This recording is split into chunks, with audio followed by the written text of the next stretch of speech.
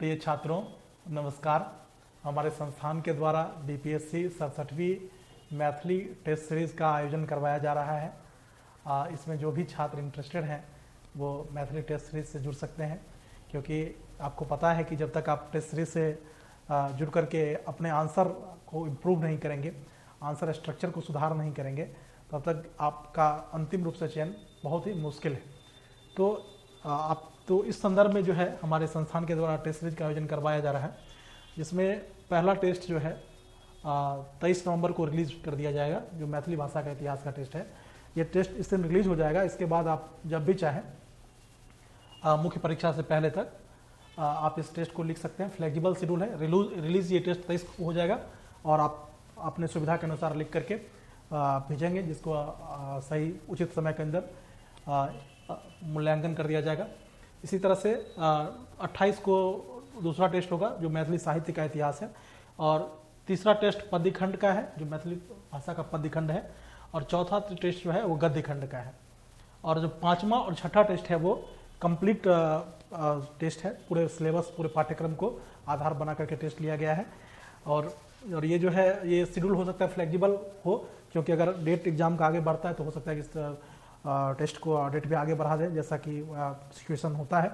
और अगर आप लोग का डिमांड होगा तो इस टेस्ट को जो है, ये आखिरी टेस्ट हमारा 17 दिसंबर को है। अगर आप लोग का और मतलब ऐसे डिमांड होगी तो इस फुल लेंथ टेस्ट जो है, कंप्लीट सिलेबस वाले टेस्ट की संख्या भी बढ़ाई जा सकती है, जैसा आपका आग्रह होगा।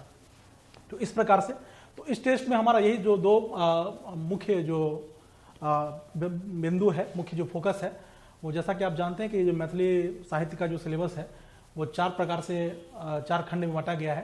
पहला जो भाषा का खंड है, जिसमें व्याकरण है, ठीक है, जैसे मैथिली भाषा का व्याकरण है। और जो सेकंड खंड है वो मैथिली भाषा का मैथिली साहित्य का इतिहास है। पहला जो सेक्शन है वो भाषा का है, दूसरा सेक्शन जो है साहित्य का है, और तीसरा सेक्शन जो है वो पद्य खंड का है, ठीक है, और चौथा सेक्शन जो है गद्य खंड का है। तो जो छात्रों को जो सर्वाधिक समस्या आती है वो भाषा में व्याकरण के पक्ष को समझने में समस्या आती है। मैथिली भाषा का जो इतिहास, जो व्याकरण का जो पोर्शन है उसके बारे में बहुत ही अधिक अस्पष्टता है। बहुत सारे छात्रों को इसके बारे में जानकारी नहीं है और काफ़ी अस्पष्ट सामग्री उपलब्ध है।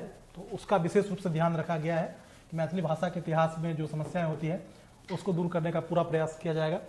उसके बाद जो है, जो पद्य खंड में जो है आलोचनात्मक मूल्यांकन है, जो क्रिटिकली एनालिसिस कहते हैं, क्रिटिकली एनालाइज करना जिसको कहते हैं, आलोचनात्मक मूल्यांकन या समीक्षा जिसको कहते हैं, जो विभिन्न पाठ्य पुस्तकों, विभिन्न रचनाओं का है।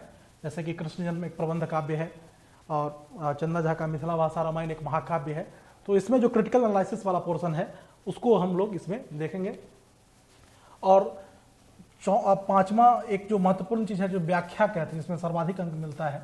इस व्याख्या जो पद्य खंड और गद्य खंड है, इसमें व्याख्या किस तरीके से मैथिली भाषा और साहित्य में करते हैं, इसके बारे में भी बहुत अधिक अस्पष्टता है, बहुत सारे छात्रों को कन्फ्यूजन है। तो इन सभी चीज़ों को विशेष रूप से टेस्ट सीरीज में ध्यान रखा जाएगा। जो व्याकरण का पक्ष है, जो समीक्षा का पक्ष है, और जो व्याख्या का पक्ष है, जहाँ पर छात्रों को सर्वाधिक परेशानी होती है, उन सभी बिंदुओं को इसमें विशेष रूप से ध्यान रखा गया है, ठीक है।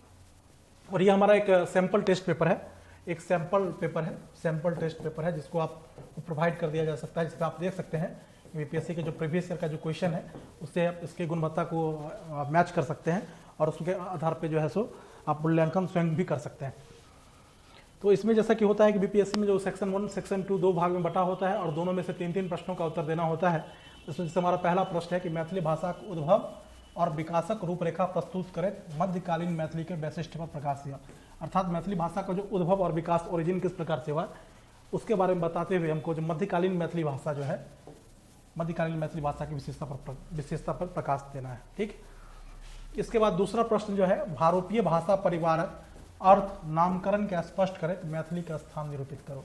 अर्थात जो भारतीय भाषा परिवार जो है, जो परिवार मूलक भाषा का वर्गीकरण करते हैं, उसमें भारतीय भाषा परिवार क्या है, उसका अर्थ क्या है, उसका नामकरण कैसे हुआ है, और उसमें जो है इस भारतीय भाषा परिवार के अंदर जो हजारों भाषाएं हैं उसमें मैथिली भाषा का स्थान कहाँ पे है, उसको बताना है।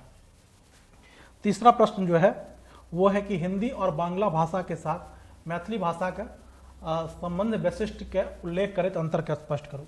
और हिंदी और बांग्ला भाषा के साथ मैथिली भाषा के संबंध को बताते हुए इसमें जो अंतर है, ठीक है, उसको स्पष्ट रूप से बताना है। संबंध में अंतर भी बताना है, अर्थात जो समानता और असमानता मैथिली और बांग्ला भाषा में किस प्रकार से है उसके बारे में बताना है। चौथा प्रश्न जो है, मैथिली साहित्य के काल विभाजन करें। आधुनिक मैथिली साहित्य का जो काल विभाजन करते हुए आदिकाल, मध्यकाल और आधुनिक काल जो आता है उसका काल विभाजन करते हुए अलग अलग कालखंड की जो प्रवृत्तिगत विशेषता है, जो आदिकाल की प्रवृत्तिगत विशेषता क्या है, मध्यकाल की क्या है और आधुनिक काल की क्या है, उसके बारे में बताना है।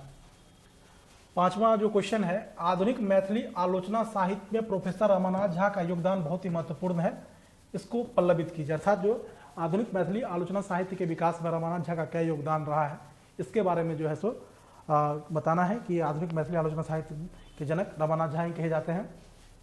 तो इस शास्त्रीय प्रणाली का जो आलोचक थे, इसके बारे में जो है सो हमको बताना है इस प्रश्न में।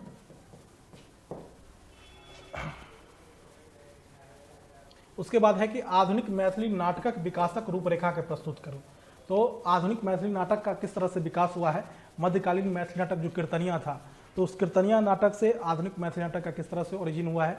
जो आधुनिक पहला मैथिली नाटक जो पंडित जीवन झा का सुंदर संयोग नाटक लिखा गया है, और आधुनिक मैथिली नाटक के उत्पत्ति में पारसी थिएटर, बांग्ला थिएटर, इस सब का किस किस प्रकार से प्रभाव पड़ा है। और वर्तमान समय तक आते आते जो एकांकी नाटक की लोकप्रियता काफ़ी बढ़ गई है, रेडियो नाटक जो है, इन सब का जो आधार पर किस किस प्रकार से विकास हुआ है, उस सब के बारे में जो है हमको डिटेल्स में बताना है।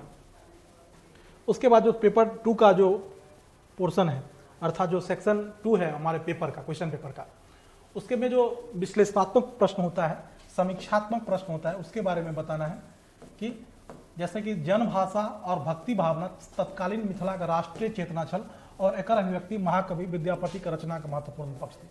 अर्थात विद्यापति का जो 1350 से 1450 का जो टाइम पीरियड रहा है, तो उन्होंने जो विद्यापति ने संस्कृत भाषा को छोड़ करके जन भाषा में रचना की, अर्थात जो कृतिलता, कृति पताका है, उन्होंने अभट भाषा में लिखा।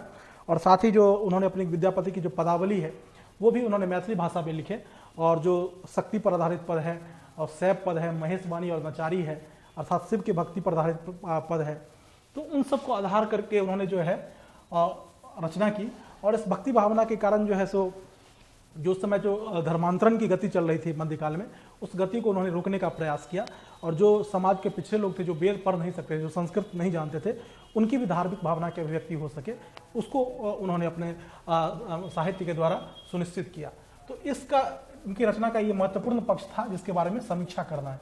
ठीक, दूसरा क्वेश्चन है कि गोविंद दास का जो काव्य है का मुख्य गुण था श्रुति माधुरी। ठीक है, इसके कारण वो ऐसे गीतों का रचना किए जो कीर्तन में गैवाक स्वर नहीं रहे तो वैष्णव धर्म का प्रचार को न बढ़ सके। अर्थात जो है, जो गोविंद दास थे विद्यापति के अनुयायी कवि थे, तो ये क्या थे कि वैष्णव मंडली में रहते थे, अर्थात कीर्तन भजन करते थे, भगवान कृष्ण के अनन्य सेवक थे, अर्थात ये भागवत संत थे। तो भागवत संत थे, तो इन्होंने जो भी पद लिखा है उसमें उन्होंने इस बात को सुनिश्चित किया है कि वह सुनने में अच्छा लगे, वो गायन में, क्योंकि उस पद को गाया जाता था, कीर्तन में लोग गाते थे उस गीत को, इसीलिए उन्होंने शब्द के स्थान पर जो है अर्थ को अधिक महत्व दिया है। इसीलिए इनका जो पद है वो काफी जटिल हो गया है और इसको नारिकेल फल से, अर्थात नारियल के फल के समान जो है कहा गया है। अर्थात जैसे नारियल के फल को का जो खोइचा छोड़बे में कहते मेहनत लागे छे, लेकिन ओकर अंदर के जो फल होइ छे बहुत मीठ होइ छे। वह प्रकार से छै गोविंदास के पद के पढ़े में कनी मुश्किल होइ छे, लेकिन एक अर्थ समझ में आबि गेला पर वो बहुत आसान भ जाय छे। तेसर प्रश्न है, एहि प्रबुद्ध युग में समाज के कोन प्रकार के कवि चाहिए, एहि उक्ति आधार पर यात्री के काव्य गुणक मूल्यांकन करो। तो एहि प्रबुद्ध युग में, एक आजुक समय में कौन प्रकार का कवि होना चाहिए?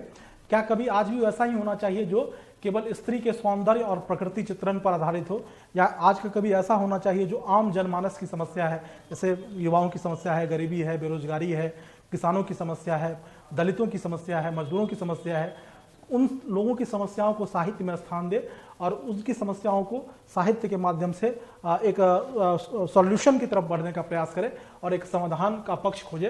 क्या ऐसे कवि यात्री जी हैं? तो इनका जो रचना संग्रह है चित्र, उसमें इन सभी चीज़ों को उन्होंने अलग अलग कविता के माध्यम से उकेरा है। तो इसके बारे में ये स्टेटमेंट है डॉक्टर जयकांत मिश्र का, कि डॉक्टर जयकांत मिश्र का ये स्टेटमेंट है जिसको आपको एनालाइज करना है, इसको आपको लिखना है कि इस युग में किस प्रकार के कवि चाहिए। तो उसके बारे में आधुनिक काल में जो कवि की जो गुण विशेषता होती है वो उस पर यात्री जी किस प्रकार खड़े होते हैं वो आपको बताना है।